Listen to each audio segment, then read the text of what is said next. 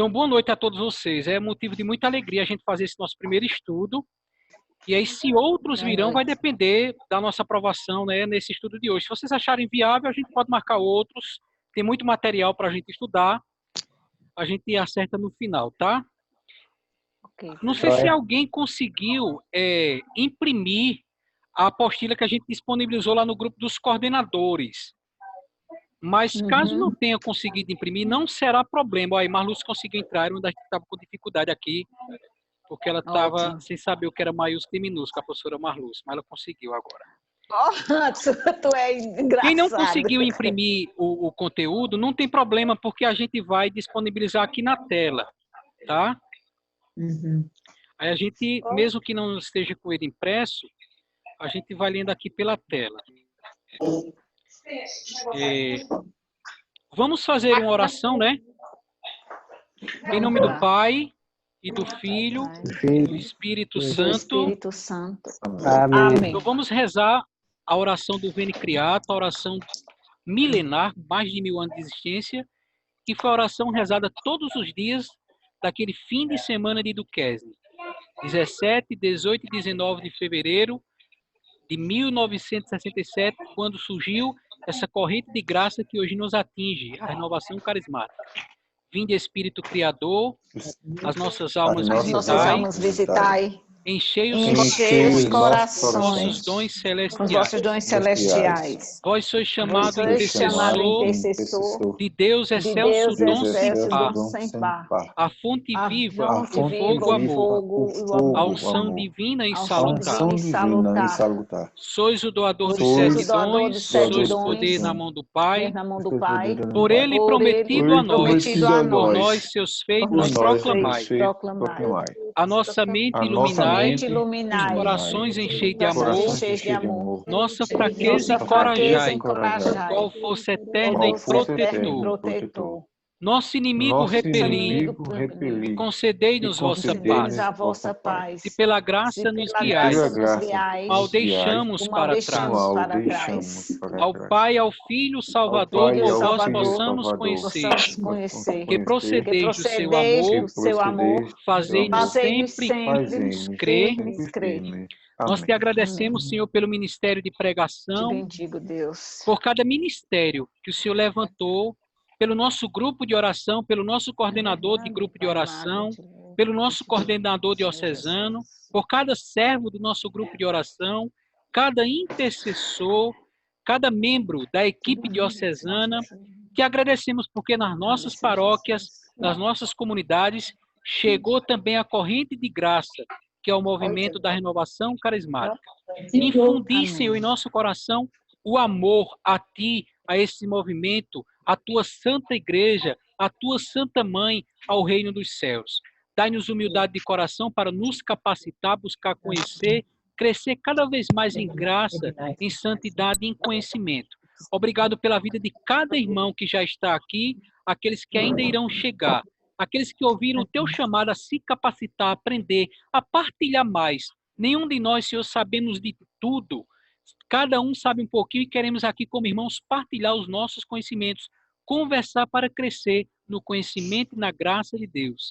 Que nos ajude a mãe da igreja, a esposa do Espírito Santo, sede da sabedoria. Ave Maria, cheia de graça, o Senhor é convosco. Bendita sois vós entre as mulheres. Bendito é o fruto do vosso ventre, Jesus. Santa Maria, Mãe de Deus, rogai por nós, pecadores, agora e na hora da nossa morte. Amém. Nossa Senhora de Pentecostes, rogai por nós. Então, veja, meus irmãos, esse material, ele é um estudo do livro Sentinela, do nosso coordenador nacional, o Vinícius. Esse estudo foi preparado a pedido do Ministério de Pregação a nível nacional para todos os grupos do Brasil.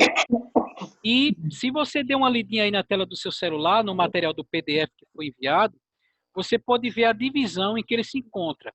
Acredito que todo mundo está vendo a projeção do material na tela aí da nossa reunião, facilitando aí para nós, né, a nossa leitura mesmo que não impresso. Depois é bom imprimir, né? Para ter esse material consigo em mãos. E repassar também para a ideia é essa, que a gente seja multiplicador, né? Marque também uma reunião, dependendo do número de pregadores, ou presencial, dependendo da sua realidade, ou online, para fazer esse repasse. Então, a gente tem algumas divisões, a figura do sentinela na palavra de Deus. Que mais que nós temos aqui? Em nosso relacionamento cotidiano com a palavra, 4 verbos devem sempre se fazer presente: conhecer a palavra de Deus, amar, viver e anunciar. Tornar esse Jesus conhecido. Então, nós temos aí algumas recomendações iniciais na introdução do coordenador nacional do Ministério de Pregação, que é o Leandro Rabelo. Temos orientações e sugestões, que podemos passar essa parte, né? Vamos ver aqui mais para baixo o que é que nós temos. Sim, aí começa agora o estudo propriamente dito, né? A figura do sentinela na palavra de Deus. Nós vamos dividir o estudo desse conteúdo de 2 modos. E a gente vai fazer um pouco uma inversão, certo? A gente vai começar do fim para depois voltar, no segundo momento, para o começo. Porque esse primeiro momento ele vai fazer uma análise, como vocês veem aí na tela, do texto de Ezequiel, capítulo 3º. E todo mundo aqui vai poder comentar, minha gente. E o bom é justamente isso, né? Que vocês não me deixem falando só. Porque, como a gente disse no começo, a gente não sabe tudo. Cada um sabe um pouquinho, cada um tem um ponto de vista. E o que mais conta não é o conhecimento da gente, é a experiência que a gente vive nos nossos grupos de oração.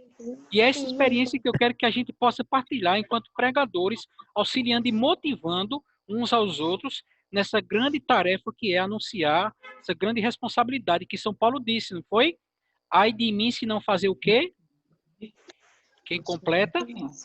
Ai de mim se não o quê? Se não evangelizar. Muito bem, Marluz. Ganhou uma rapadura, né, para dormir de noite aí roendo com farinha.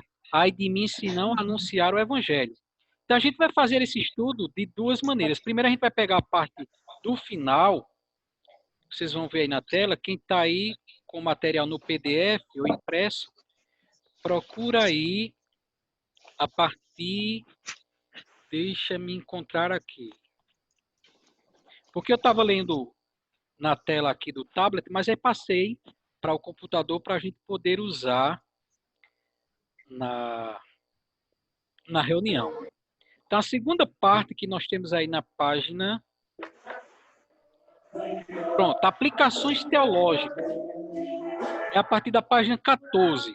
A gente vai fazer primeiro essa segunda parte da apostila, para depois voltar para o início.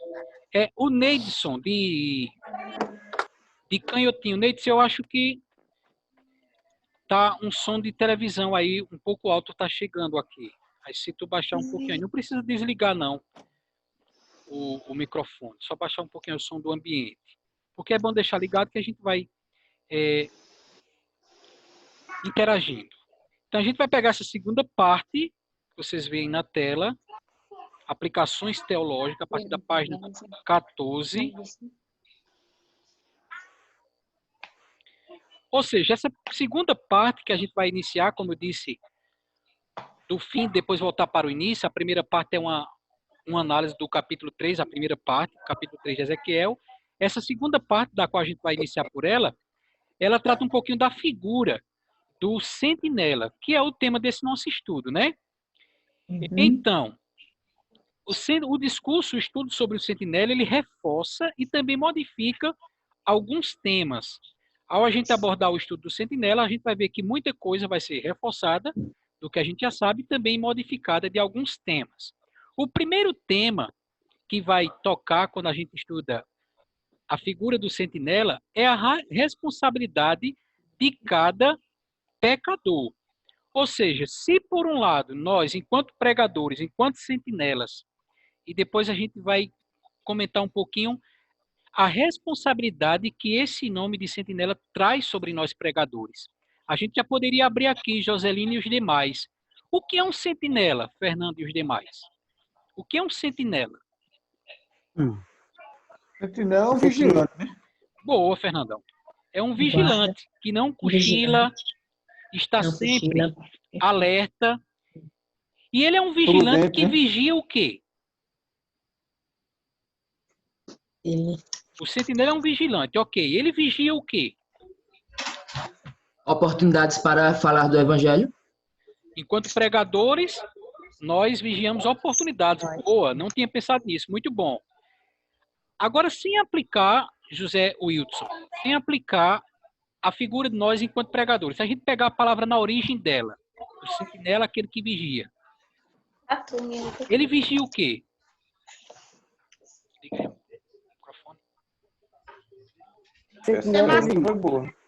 O que o sentinela vigia? Vigia a sua casa. Vigia a casa dele. O que mais? Vigia a casa dos outros.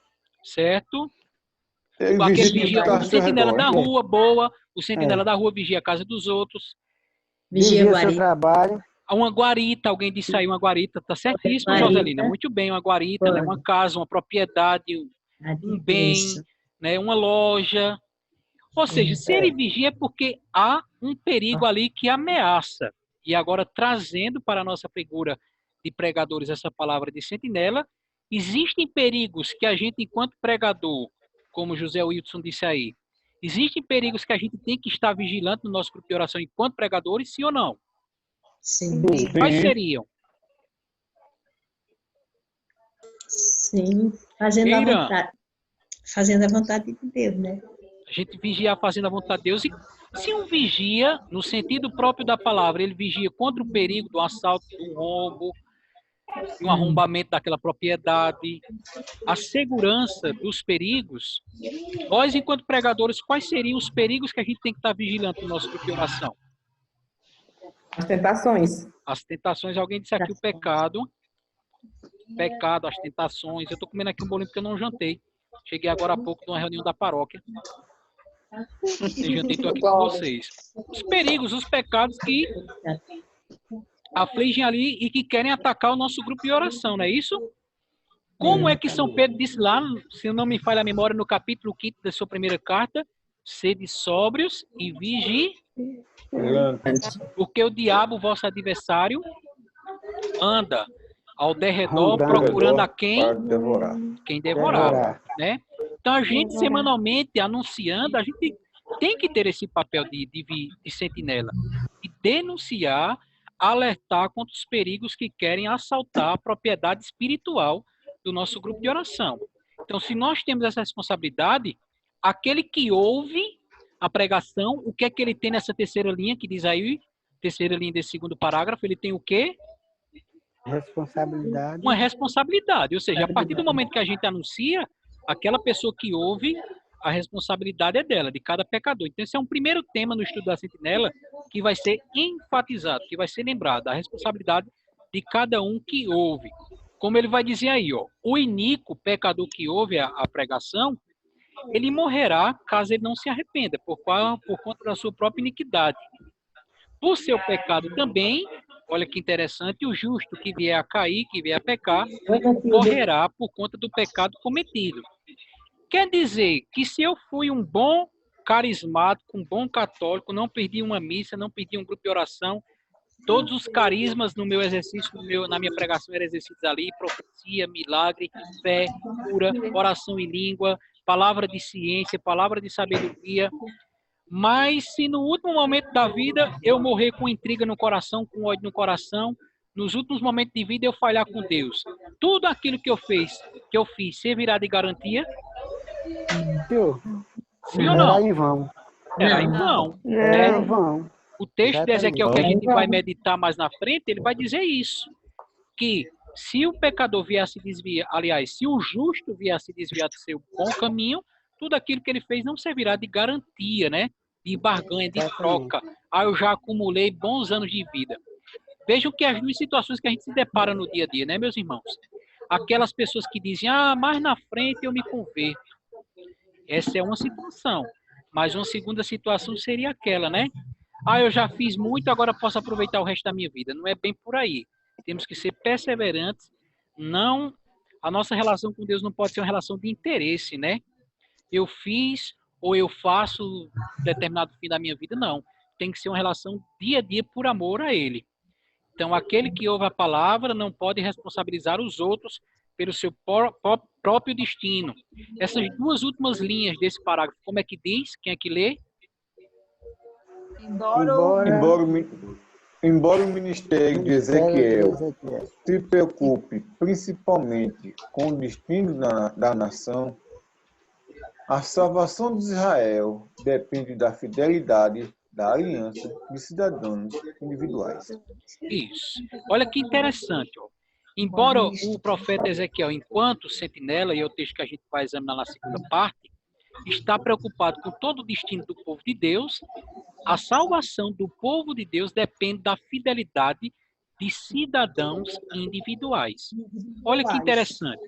Porque Ezequiel foi chamado para anunciar um perigo que estava sobre o povo de Deus, a invasão da Babilônia.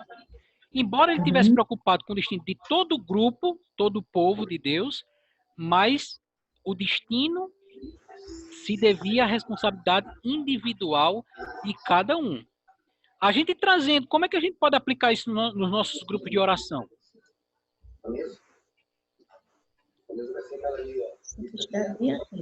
Que a salvação do grupo depende da fidelidade de cada um. Como é que a gente pode aplicar isso no nosso grupo? Pode ser aplicado através do testemunho de vida, né? Certo. Como pregadores, no caso como pregadores, nós precisaríamos passar para eles quem é Deus. E nós, com o nosso testemunho de vida, na caminhada com Cristo, dentro da palavra, sendo referência. Muito bem, sendo referência, né? E por parte de cada, a gente tem essa grande missão de alertar contra os perigos espirituais, daí porque somos sentinelas, mas veja, o destino do grupo da gente, embora a gente anuncie para o grupão, né, para todos ali da Assembleia, mas para que a graça aconteça e que a salvação aconteça, é de responsabilidade individual de cada um, não é isso? Ou seja, a gente percebe, não sei se você, nos grupos de oração de vocês acontece isso, mas semanalmente tem um ou outro irmão que a gente, assim, à frente, ali com o microfone, a gente olha assim, parece que aquele irmão não está muito envolvido com o que tá, com a graça que está sendo derramada, com a graça que está acontecendo ali naquele momento de oração, de louvor. É alguém que parece estar assim, distante, fechado, pelo cruzamento dos braços, pela mão no bolso, todo mundo em pé louvando, ele lá sentado, quietinho. Como se, aparentemente, olhando assim de fora, não tivesse sido atingido. Então, a gente pode dizer que, no caso, se for eu ou um de vocês que estiver nessa situação fechado, a graça que está acontecendo ali naquele momento. A gente pode dizer que naquela noite, o grupo de oração, até mesmo a celebração, não teve graça, foi sem graça, não teve alegria, não teve bênção nenhuma, podemos dizer isso? Eu acredito que podemos, porque, como você disse, é responsabilidade de cada um. Então, vamos supor, 100% de pessoas que estão no grupo, estão louvando, menos uma, que é a que eu repito, está se perdendo, não está louvando, é porque na missão de cada um, como foi falado no começo, da responsabilidade de cada um, é na sua entrega pessoal. Claro que todo grupo tem. Se não tiver isso no grupo, não adianta ser grupo. Então, aqui é a questão, você vai, na graça do Espírito Santo, como pregador, vendo aquela situação, você vai tentar pedir a graça do Espírito Santo para partilhar de acordo com a necessidade de cada um. Muito bem, Fernando. E aquilo, se aquela graça de Deus anunciada naquela noite não me atinge, é um fechamento, é uma responsabilidade individual pessoal de cada um, não é isso? Isso. Muito bem. No segundo tema, então, primeiro tema que nós já vimos no estudo sobre a figura do sentinela, o primeiro tema que nós vimos é a responsabilidade de cada um. Segundo tema que tem a ver com o primeiro, nessa responsabilidade, o salário do pecado é a morte. Não temos muito o que comentar sobre isso, porque já dissemos. Se o pecador, ele ouve e não se arrepende, pagará pela sua rebeldia. Da mesma forma, aquele que era justo, que andava no caminho, mas que se desviou, também o bem que ele fez anteriormente não contará. O salário do pecado, como lá diz São Paulo, lá em Romanos 3:23, o salário do pecado é a morte. Se o pecador permaneceu até o fim de sua vida no caminho de rebeldia, receberá a morte. Da mesma forma, o justo que se desviar dos seus atos de justiça praticados anteriormente não contará, pagará pelo pecado com o qual morreu.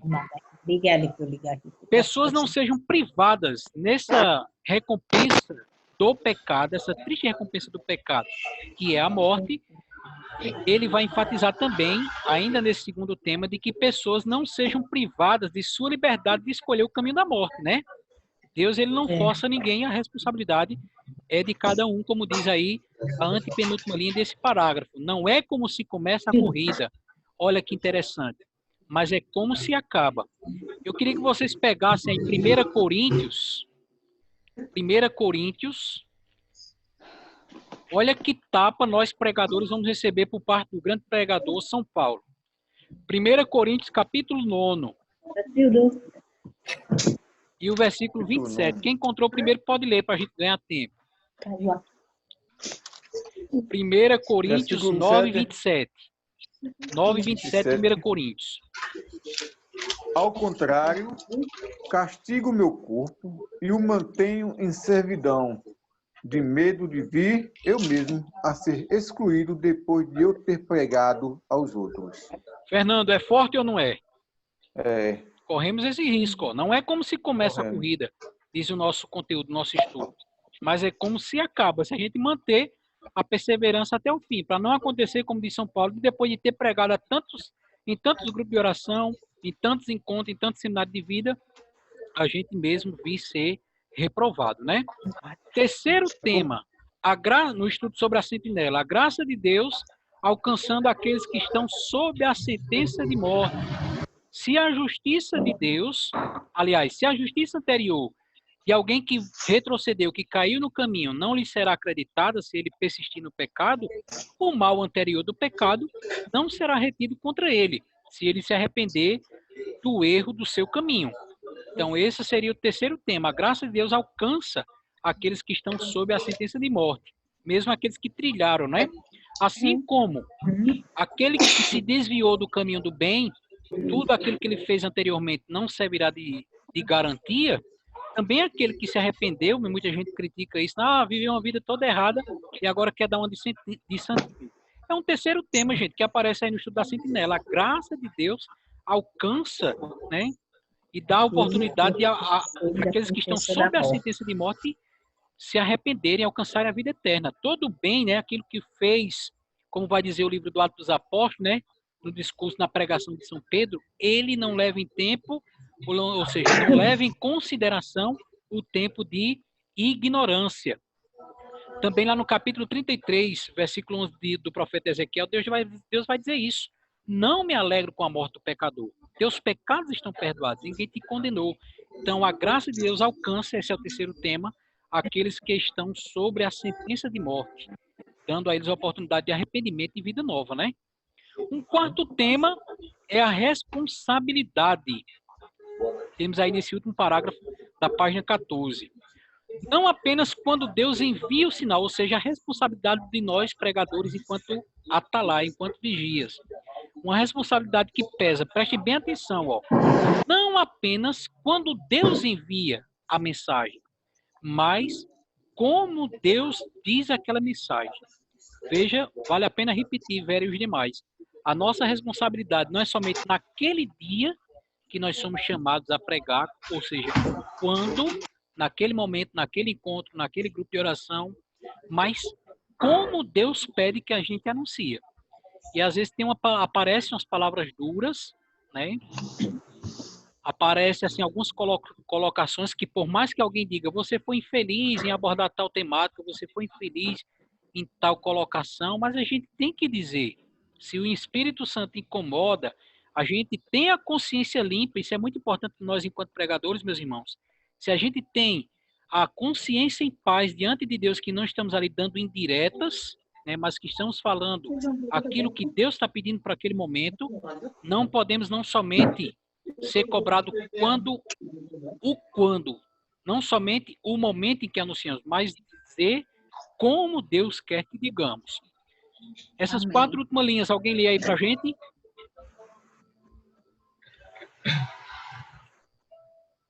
Sua mensagem? Sua mensagem pode não ser de sua própria imaginação ou de acordo com a sua compreensão das necessidades do povo. Em última análise, é a avaliação de Deus da situação deles que os condenados precisam ouvir, mas as opiniões míopes e panaceias de outros viajantes humanos. A mensagem de Deus é que o pecado e a iniquidade exigem uma receita radical. Ok, arrependimento vai dizer as próximas linhas. Então veja, minha gente, não é a própria imaginação da gente. Não é a nossa... Por mais que a gente conheça, veja como isso é importante. Por mais que a gente conheça as dificuldades, os desafios, as realidades, às vezes a gente é tentado pela fofoca de sondar como é que vai a vida dos irmãos. Por mais que a gente conheça a realidade do nosso grupo de oração, não é a nossa compreensão, diz a antepenúltima linha, das necessidades do nosso povo. É a avaliação de Deus, é a ótica, o olhar de Deus que deve prevalecer. Daí a importância que, mesmo os grupos que estão acontecendo online, aqueles que já estão voltando presencialmente, veja a importância da gente fazer o momento do discernimento, né? Aqui no grupo de oração da gente, da Coab 2 em Garanhuns, a gente está fazendo discernimento, criou um grupo do núcleo de coordenação para que o núcleo possa se reunir, rezar naquele dia do discernimento, cada um na sua casa, e partilhar no grupo os direcionamentos, as visualizações, as palavras de entendimento que foi dado, e um alimentando ali a confirmação do outro. Porque é preciso, depois de todo esse direcionamento, a gente encaminha para o pregador da próxima noite do grupo de oração. Porque é preciso para que o pregador não anuncie o seu ponto de vista, a sua própria imaginação, o seu conhecimento das necessidades, da realidade do seu grupo de oração, mas anuncie realmente aquilo que seja a ótica, o olhar, o pensamento, a vontade de Deus, né? E como vai dizer também São Paulo, nessa primeira carta aos Coríntios, veja só falta um minuto para encerrar essa nossa primeira reunião, né? Eu vou encerrar aqui, porque senão a gente perde a gravação, e vocês podem voltar digitando o mesmo código, tá certo, gente? Certo. Então eu vou só encerrar aqui, mas vocês voltam digitando o mesmo código. Porque se eu não encerrar e cair, a gente perde a gravação. Volta digitando o mesmo código. Estou esperando vocês.